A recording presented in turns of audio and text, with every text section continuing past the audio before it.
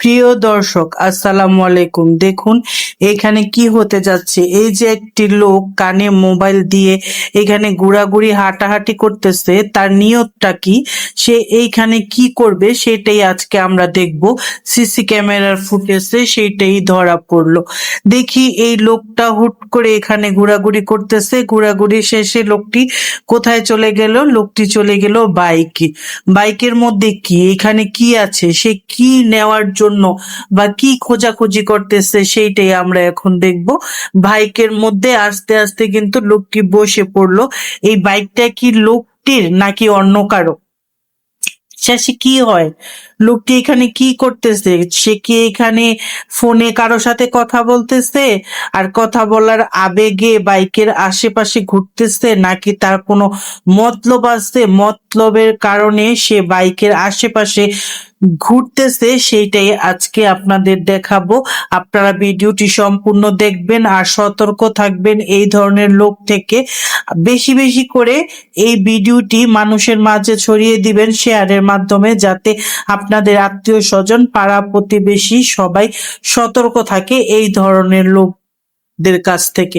এই যে দেখেন, লোকটি মোবাইলে কথা বলার নাম করে এইখানে কি করতেছে বাইকের মধ্যে।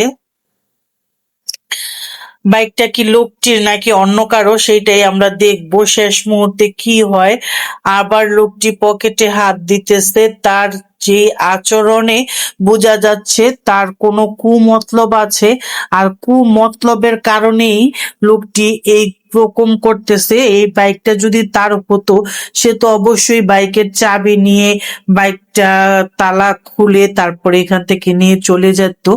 বাইকটা এইভাবে হাতাহাতি করতেছে, মানে তার আচার আচরণে মনে হচ্ছে যে অন্যরকম কোনো কিছু তার ভিতরে, কোনো কুমতলব কাজ করতেছে। এই যে লোকটি আবার বাইকের উপরে উঠে বসে পড়েছে, বাইকের চাবি খুঁজতেছে নাকি বাইকের তালা ভাঙার চেষ্টা করতেছে, কি করতেছে সেইটাই বুঝতে পারতেছি না। বোঝা যাবে শেষ মুহূর্তে কি হয়, সেটাই দেখবো আমি আর আপনারাও দেখুন।